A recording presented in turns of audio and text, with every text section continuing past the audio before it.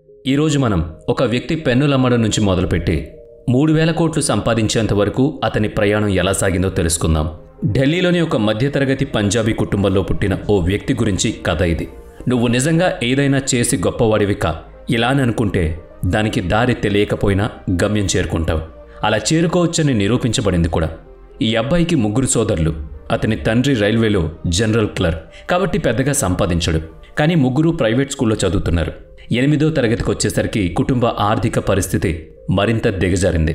దీంతో ప్రైవేట్ పాఠశాల నుంచి తీసేసి ప్రభుత్వ పాఠశాలలో చేర్పించాడు. గవర్నమెంట్ స్కూల్కి వచ్చాక ఇక్కడ ప్రపంచం మొత్తం వేరు. చదువుపై ఆసక్తి కారణంగా ఎక్కడికో వెళ్లి చదువుకున్నారు. ఎలాగోలా పరీక్షల్లో పాస్ అయ్యారు. ఇంతలో అతనికి డాక్టర్ కావాలనే ఆలోచన వచ్చింది. దాని కారణంగా అతను 11 మరియు 12వ తరగతుల్లో డాక్టర్కి సంబంధించిన కోర్సుల్లో జాయిన్ అయ్యాడు. వాటిని శ్రద్ధతో నేర్చుకోవడానికి సిద్ధపడ్డాడు. మెడికల్ ప్రవేశ పరీక్షకు సన్నద్ధం కావడం ప్రారంభించాడు. అప్పట్లో అబ్బాయి 11వ తరగతి పాస్ అయ్యాడు. కానీ కుటుంబ ఆర్థిక పరిస్థితి చాలా కష్టంగా ఉండడంతో 12వ తరగతి తర్వాత చదవాలని నిర్ణయించుకున్నాడు. వాళ్ళ సోదరులతో కలిసి సైకిల్పై వెళ్లి వీధుల్లో పరిసరాల్లో పెన్నులమ్మడం మొదలుపెట్టాడు. అతను 10వ తరగతి చదువుతున్నప్పుడు ఉత్తరప్రదేశ్లో చాలాసార్లు పెన్నులమ్మేందుకు వాళ్ళ అన్నతో కలిసి వెళ్ళాడు. రోజుకి 50 పైసలు లేదా ₹1 సంపాదించేవారు. నిజానికి ఆ కాలానికి అదే చాలా ఎక్కువ. నెమ్మదిగా 12వ తరగతి చదువుతూనే మెడికల్ ఎంట్రన్స్ ఎగ్జామ్కి ప్రిపేర్ అయ్యాడు. మెడికల్ ప్రవేశ పరీక్షకు హాజరై ఉత్తీర్ణత సాధించాడు. మావాడు డాక్టర్ అయినట్టే అని అందరూ సంతోషించారు. అప్పటికి 12వ తరగతి ఫలితాలు రాలేదు. 12న ఫలితాలు రాగానే వారి ఆనందానికి తెరపడింది. ఎందుకంటే 12వ తరగతిలో కేవలం 49% మార్కులు తెచ్చుకున్న అతడికి మెడికల్ కాలేజీలో ప్రవేశానికి అర్హత లేదు. అందులోకి ప్రవేశించాలంటే కనీసం 50% మార్కులు అవసరం. అంటే కేవలం 1%తో అతను తన ఆశలను వదులుకోవాల్సి వచ్చింది. మళ్ళీ 12వ తరగతి పరీక్ష రాయాలని నిర్ణయించుకుని అదే స్కూల్లో మళ్ళీ 12వ తరగతి పరీక్ష రాయడం ఇష్టం లేక స్కూల్ మారి తర్వాత మళ్ళీ ఇంటర్మీడియట్ పరీక్ష రాశాడు. ఈసారి స్కూల్ మొత్తానికి టాపర్ అయ్యాడు. చాలా మంచి మార్కులు తెచ్చుకున్నాడు. మ్యాథ్స్లో చాలా మంచి రిజల్ట్ వచ్చింది. 100% మార్కులు సాధించాడు. దీని తర్వాత అతను డాక్టర్ అవ్వాలని నిర్ణయించుకున్నాడు. కాబట్టి గ్రాడ్యుయేషన్లో అడ్మిషన్ తీసుకున్నాడు. క్లాసులకు కాలేజీకి వెళ్ళకపోయినా ఫామ్ నింపే టర్న్ వచ్చేసరికి అతను బ్యాలెట్ ఫామ్లో నింపేవాడు. లైన్లో నిలబడ్డాడు. ఆపై అతను తన ముందు నిలబడి ఉన్న పిల్లాన్ని ఏం పూర్తి చేసావని అడిగాడు. అతను స్టాటిస్టిక్స్ అని చెప్తాడు. అది చాలా సులభమైన సబ్జెక్ట్ అని చెప్పాడు. దాంతో నాకు అందులో 100% మార్కులు వచ్చాయి. కాబట్టి ఈ బోటనీ ఎందుకు చదవాలి అని అనుకుని బోటనీ కట్ చేసి స్టాటిస్టిక్స్ అని రాసి ఆ సబ్జెక్టులో కూడా అడ్మిషన్ పొందాడు. ఇప్పుడు మంచి మార్కులు తెచ్చుకుని ఎంట్రన్స్ ఎగ్జామ్కి ప్రిపేర్ అవుతున్న వంతొచ్చింది. ఆ తర్వాత అతను ఇచ్చిన మెడికల్ ఎంట్రన్స్ పరీక్షలు ఒక్కటి కూడా క్లియర్ కాలేదు. దురదృష్టవశాత్తు అతను మొదటి దానిలో ఉత్తీర్ణత సాధించలేదు. కానీ 1 మార్కులో తప్పిపోయింది. ఇప్పుడు మంచి మార్కులు వచ్చినప్పుడు అతను మెడికల్ ఎంట్రన్స్ క్లియర్ చేయలేకపోయాడు. మెడికల్ ఎంట్రన్స్ వంతు కాగానే ఆ కాలంలో ఆరోగ్యం క్షీణించి కామెర్లు సోకి ఆసుపత్రిలో చేరి ఏడాది మొత్తం వృధా అయింది. 1 సంవత్సరం వృధా చేసి ఎంట్రన్స్ ఎగ్జామ్స్ క్లియర్ చేయలేక కాలేజీకి వెళితే బాగుంటుందని అనుకున్నాడు. తద్వారా కాలేజీకి వెళ్ళడం మొదలుపెట్టాడు. కాలేజీకి రాగానే జీవితంలో కొత్త ఛాలెంజ్ వచ్చింది. ఇది ఢిల్లీలోని హిందూ కళాశాల. అతను అక్కడికి చేరుకున్నప్పుడు అక్కడ అతని స్నేహితులందరూ ఇంగ్లీష్లో మాట్లాడుతున్నారు. గవర్నమెంట్ స్కూల్ వాడు, ఇంగ్లీష్ రాదు. కాలేజీకి వెళ్ళి 6 నెలలయ్యాక కాలేజీకి వెళ్ళి ఏం లాభం అని అనిపించింది. ఎవరితోనూ మాట్లాడలేడు. మాట్లాడదామనుకున్నా అతనితో ఎవరూ మాట్లాడరు. ఇప్పుడు తను ఎక్కడో ఇరుక్కుపోయినట్లు అనిపించింది. అందుకే కొందరు అతనితో మీరు ఇంగ్లీష్ నవలలు చదివితే మీ ఇంగ్లీష్ ఇంప్రూవ్ అవుతుందని చెప్పారు. ఈ విషయం తెలుసుకుని వెళ్ళి మొదట నవలను కొనుక్కుని చదువుదామని బయటకు తీశాడు. ఆ నవల దాదాపు 900 పేజీలు ఉండడంతో ఆ పేజీలు చూడగానే బిత్తరపోయి ఇది మన వల్ల కాదు అనుకుని ఆ పుస్తకాన్ని పక్కన పెట్టేశాడు. కానీ ఉన్నట్టుండి ఆ సంవత్సరం మొత్తంలో అతను దాదాపుగా 12 నవలలు పూర్తి చేశాడు. ఇప్పటికీ అతనికి పూర్తిగా ఇంగ్లీష్ మాట్లాడడం అయితే రాదు.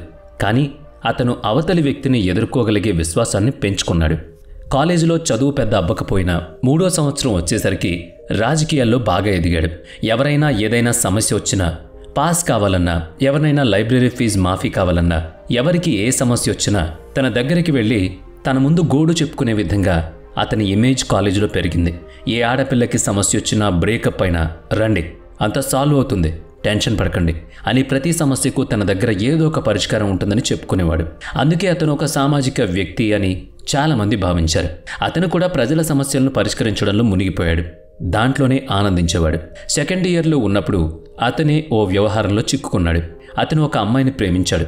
ఆ అమ్మాయి మొదటి సంవత్సరం అంటే తన జూనియర్. ఇప్పుడు ఆ అమ్మాయికి అతనిపై ప్రత్యేక ఆసక్తి లేదు. తనకు మరొకరిని పెళ్లి చేసుకోవాలనుంది. కాబట్టి ఆమె మరొకరిని వివాహం చేసుకుంది. వివాహం జరిగినప్పుడు ఈ వ్యక్తి పేదవాడు. అప్పటికి అతని జీతం 6 నెలలు నాశనం చేయబడింది. మొత్తం దేవదాసులా మారిపోయాడు. ఏడ్చేవాడు, అందరి సమస్య తీర్చేవాడు. కానీ తన సమస్యలో పూర్తిగా కూరుకుపోయాడు. అందుకే 6 నెలలు ఇందులో వృధా అయింది. తరువాత నేను పెన్ లైన్లోకి వెళతాను, నా స్వంత బ్రాండ్ను తయారు చేస్తానని నిర్ణయించుకున్నాడు. అతను తన బ్రాండ్కి SUKAN అనే పేరు పెట్టాడు. ఈ SU ఆ అమ్మాయి పేరు నుంచి వచ్చింది.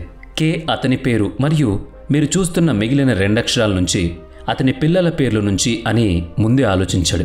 ఈ విధంగా SUKN ఏర్పడింది. బ్రాండ్ని ప్రింట్ చేయమని ఒక ప్రింటింగ్ కంపెనీకి ఇచ్చాడు.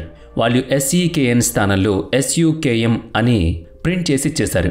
దాన్ని మళ్ళీ మార్చాలంటే దాదాపు 450 రూపాయలు ఖర్చు అవుతుంది. కాబట్టి తనకి మళ్ళీ 450 రూపాయలు చెల్లించాల్సి ఉంటుందని అలాగే వదిలేమని చెప్పాడు. అప్పటికి అన్నయ్య పెన్ లైన్లో మంచి వ్యాపారం చేశాడు. సొంతంగా షాప్ కట్టాడు. ఒక కారు కూడా కొన్నాడు. కాబట్టి అతను కూడా తన అన్నలాగే అదే వ్యాపారంలో పని చేయాలని అనుకున్నాడు. నెమ్మదిగా వ్యాపారంలోకి ప్రవేశించాడు. కానీ మొదటి నుంచి అతడికి తయారీ మీద ఆసక్తి ఎక్కువ. 2 సంవత్సరాలు పనిచేశాడు. తన సోదరుడితో కలిసి నయా సడక్లో మరొక దుకాణం ఏర్పాటు చేశాడు. ఇక్కడి వరకు అంతా సజావుగానే సాగింది, బాగుంది కూడా. కానీ అతని సోదరుడిని బలవంతంగా ఒప్పించాల్సి వచ్చింది. అతని సోదరుడు చాలా కష్టంతో ఇక్కడి వరకు వచ్చానని, అతను వేరే ఏదైనా చేసి నష్టం జరిగితే కుటుంబం ఎలా నడుస్తుందని భయపడ్డాడు. చివరికి ఒకరోజు అతను తన తండ్రి వద్దకు వెళ్ళి తాను ఇలా చేయడం ఇష్టం లేదని, తయారీ రంగంలోకి దిగాలనుకుంటున్నానని చెప్పాడు. అతని తండ్రి కూడా ఏం చేయాలో అర్థం కాక టెన్షన్ పడతాడు. అతను మిగతా 2 పిల్లల గురించి చాలా నమ్మకంగా ఉంటాడు. కానీ ఈ చిన్నవాడి గురించే మొత్తం టెన్షన్. ఎందుకంటే అతను ఎక్కడ కుదురుగా ఉండడు. ఎప్పుడూ ఏదో ఒక గందరగోళం చేస్తూనే ఉంటాడు. ఇప్పుడు ఉన్నదానికన్నా ఇంకా ఏదో పెద్దది చేస్తానని ఏవో పెద్ద పెద్ద మాటలు మాట్లాడుతూ ఉంటాడు. ఇప్పుడు ఏం చేస్తాడో అని ఆ తండ్రికి గూబులు. చివరికి నమ్మకం కుదరకపోవడంతో నేను అక్కడే ఉంటే గొడవ జరుగుతుందని, ఆ గొడవను నివారించడానికి వారి మధ్య సంబంధం చెడిపోకుండా ఉండేందుకు అతను చివరికి ఈ పని చేయకూడదని నిర్ణయించుకున్నాడు. ఉద్యోగం చేయాలని పూనుకున్నాడు. 12వ తరగతిలో ఉన్నప్పుడు ఇదే అబ్బాయికి మరొక సంఘటన జరిగింది. ఆ సమయంలో కుటుంబంలో కొన్ని తగాదాలు జరుగుతాయి. ఇతరులతో కూడా గొడవ జరిగింది. ఆ తగాదాల కారణంగా అతను ఒకసారి జైలుకు వెళ్లాల్సి వచ్చింది. అతను ఉద్యోగంలో చేరాలనుకున్నప్పుడు ఒక కేబుల్ టీవీ కంపెనీలో చేరాడు. సేల్స్ ఉద్యోగం తీసుకున్నాడు. అతడికి సేల్ చేయడం బాగా తెలుసు. 10వ తరగతి నుంచి సేల్స్ నేర్చుకున్నాడు కూడా. పెన్నులు ఎలా అమ్మాలో బాగా అనుభవం ఉంది. కాబట్టి అతనికి అమ్మకాలు సూక్ష్మ నైపుణ్యం తెలుసు. వస్తువులను అమ్మడంలో సిగ్గుపడ్డు. ఈ పని అతనికి సులభం. కేబుల్ టీవీ కంపెనీలో చేరి సొసైటీకి, హోటళ్లకు ఎక్కడికైనా వెళ్ళి వ్యాపారం మొదలుపెట్టాడు. ఇప్పుడు ఏం జరిగిందంటే, ఒకసారి జైలుకు వెళ్ళినందున అతను లా చదవాలని నిర్ణయించుకున్నాడు. కాబట్టి 2 సంవత్సరాలు పనిచేస్తున్నప్పుడు లా చదువుతూనే ఉన్నాడు. ఈవినింగ్ కాలేజీ నుంచి లాలో అడ్మిషన్ తీసుకున్నాడు. చాలా సీరియస్గా లా చదివాడు. ఎందుకంటే అతను జైలుకు వెళ్ళినప్పుడు తనకు లా ఉంటే B క్లాస్ ట్రీట్మెంట్ వచ్చేదని, అంటే చెడు ట్రీట్మెంట్ ఉండదని, కొంచెం మంచి ట్రీట్మెంట్ లభిస్తుందని గ్రహించాడు. కాబట్టి ఒకవేళ జైలుకు వెళితే తనకు మంచి ట్రీట్మెంట్ లభిస్తుందని అనుకుని లా చదివాడు. 1986లో అతను లా చదవడం ప్రారంభించాడు. ఎలాగోలా అతను లా పూర్తి చేశాడు. తర్వాత 2 సంవత్సరాలు పనిచేశాడు. దాదాపు 10,000 రూపాయలు సంపాదించాడు. 1989లో తన సొంత వ్యాపారాన్ని ప్రారంభించాడు. చివరికి తన వ్యాపారాన్ని ప్రారంభించిన తరువాత అతడికి కేబుల్ టీవీలకు సంబంధించిన జ్ఞానం ఉంది. కాబట్టి అతనికి వ్యాపారం ఎలా పొందాలో తెలుసు. అతను మార్కెట్ నుంచి వ్యాపారాన్ని తీసుకురావడంలో ముందుండేవాడు. కానీ దాన్ని ఎలా అమలు చేయాలో, అంటే టెక్నాలజీ మరియు ఎలక్ట్రానిక్స్కి సంబంధించిన పరిజ్ఞానంలో 0. వాటి గురించి అతనికి ఏం తెలియదు. అమ్మకాలు ఎలా చేయాలో తెలుసు. కాబట్టి అతను చాలా వ్యాపారం తెచ్చుకున్నాడు, చాలా ఆర్డర్లు తీసుకున్నాడు. కానీ వాటిని అమలు చేయలేకపోయాడు. కాబట్టి ఈ విషయంలో అతను చాలా అవమానాన్ని ఎదుర్కోవాల్సి వచ్చింది. కొంతమంది వ్యక్తులకు డబ్బు తిరిగి ఇచ్చేయాల్సి వచ్చింది. ఇప్పుడు అతను ఈ వ్యాపారంలో కొనసాగాలనుకుంటే ఎలక్ట్రానిక్స్ గురించి నేర్చుకోవాలని భావించాడు. ఇప్పుడు అతను తన స్కూల్ రోజుల్లో ఫిజిక్స్ పుస్తకాన్ని తీసుకుని ఎప్పుడూ సరిగ్గా చదవని పుస్తకాలను చాలా బాగా చదివాడు. క్రమంగా అతని ఆసక్తి పెరగడం మొదలైంది. యాంప్లిఫైయర్ అంటే ఏంటి, రెసిస్టెన్స్ అంటే ఏంటి, కెపాసిటర్ అంటే ఏంటి, మాడ్యులర్ అంటే ఏంటి, వీటి గురించి తెలుసుకోవడం మొదలుపెట్టాడు. ఆపై ఒక్కొక్కటిగా కేబుల్ టీవీ కోసం కొత్త ఉత్పత్తులను తయారు చేయడం మొదలుపెట్టాడు. క్రమంగా ఆ సమయంలో ప్రతి ఇంట్లో కేబుల్ అమర్చడం మొదలైంది. వీటికి సంబంధించి చాలా ప్రాజెక్టులు చేశాడు. ఒక బ్రాండ్ను క్రియేట్ చేశాడు. ప్రతి ఇంట్లో కేబుల్ అమర్చడం ప్రారంభించాడు. ఆ సమయంలో చాలా మంచి డబ్బు వచ్చేది. 1918 నాటికి చాలా డబ్బు సంపాదించాడు. మంచి పేరు కూడా వచ్చింది. దీంతో అతని జీవితం తదుపరి స్థాయికి, అంటే పై మెట్టుకెళ్ళింది. ఇప్పుడు కథలో కొత్త మలుపు. ఈ మలుపు ఏంటంటే, ఒకరోజు అతని ఇంట్లో ఇన్వర్టర్ అమర్చబడింది. ఆ ఇన్వర్టర్ పదే పదే పాడైపోతుంది. ప్రతి 3 రోజులకి రిపేర్ చేసేవాడు వచ్చి కొన్నిసార్లు ఇన్వర్టర్ను తీసేసేవాడు, కొన్నిసార్లు బ్యాటరీని తీసేసేవాడు, కొన్నిసార్లు రెంట్ని తీసేసేవాడు. అతను దాన్ని తట్టుకోలేకపోయాడు. లేచి ఇన్వర్టర్ను తన ల్యాబ్కు తీసుకువెళ్ళి ఇప్పటి వరకు ఈ వ్యక్తులు రేడియో ఫ్రీక్వెన్సీ ఎలక్ట్రానిక్స్తో పనిచేస్తున్నారని అర్థం చేసుకున్నాడు. అతను ఇన్వర్టర్ తెరిచి అందులో ఉన్న అన్ని వస్తువులను చూశాడు. ఈ ఇన్వర్టర్ యూరోప్లో పనిచేయలేదు, యుఎస్లో అయితే అది అవసరమే లేదు. కాబట్టి కాపీ చేయగలిగేది ఏం లేదు. అంటే ప్రతిదీ స్వయంగా చెయ్యాలి. ఇప్పుడు ఇది 2000వ సంవత్సరం. ఆ సంవత్సరంలో అతనికి అది తయారు చేయాలనిపించింది. ఇప్పుడు మనం ఇన్వర్టర్ తయారు చేయాలి, ఎందుకంటే మంచి ఇన్వర్టర్లు ప్రస్తుతానికి ఎక్కడ లేవు. విద్యుత్ సరఫరా సమస్య ఇన్వర్టర్ల ద్వారా మాత్రమే పరిష్కరించబడుతుందని అతడికి అర్థమైంది. కాబట్టి అతను R&D బృందాన్ని ఏర్పాటు చేశాడు. అందులో దాదాపు 6 పిల్లలున్నారు. సైన్ వేవ్ ఇన్వర్టర్ తయారు చేయాలని వాళ్ళకి చెప్పాడు. అలా చెప్పిన వెంటనే వాళ్ళందరూ సార్ ఇది సాధ్యం కాదు అన్నారు. అయితే వెంటనే సమావేశానికి ఏర్పాటు చేయమని చెప్పి ఆ సమావేశానికి అందరూ తమ తమ భార్యలతో హాజరు కావాలని కోరాడు.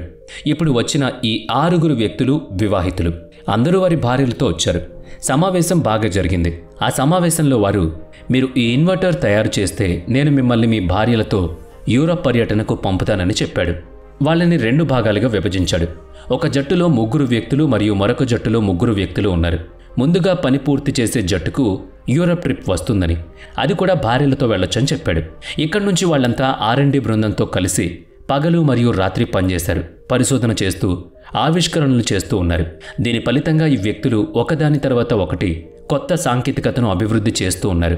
ఇన్వర్టర్లు ఈ ప్రపంచంలో కొత్త విషయాలు, కొత్త ఉత్పత్తులు, కొత్త సాంకేతికతలను తీసుకొచ్చారు. వారి మొత్తం బృందానికి మొదటి ఇన్వర్టర్ను తయారు చేయడానికి 1.5 సంవత్సరం పట్టింది. ఇది కేవలం 50% మాత్రమే. ఎలాగైతే చివరకు విజయం సాధించారు. 2003లో ఈ వ్యక్తులు 90కి పైగా దేశాలకు వాటిని ఎగుమతి చేయడం ప్రారంభించారు. వారి ఇన్వర్టర్లు శ్రీలంక, బంగ్లాదేశ్, ఇరాన్, ఆఫ్ఘనిస్తాన్ మొత్తం ప్రపంచంలో ఉన్నాయి. ఈ మొత్తం వ్యాపారం 90కి పైగా దేశాల్లో ఉంది. నేడు వాళ్ళు ఈ కంపెనీని 3000 కోట్ల విలువైందిగా మార్చిపడేశారు.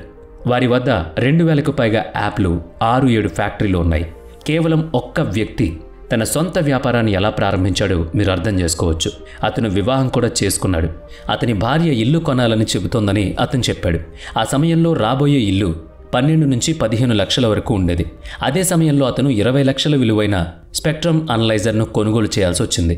విదేశాలకు కూడా వెళ్లాల్సి వచ్చింది. ఒక పక్క వ్యాపారం, మరో పక్క ఇల్లు. ఏం చేయాలో అర్థం కాని సమయంలో ధైర్యం చేసి ఇల్లు కొనకుండా ఆ డబ్బును మళ్లీ వ్యాపారంలోనే పెట్టాలనుకున్నాడు.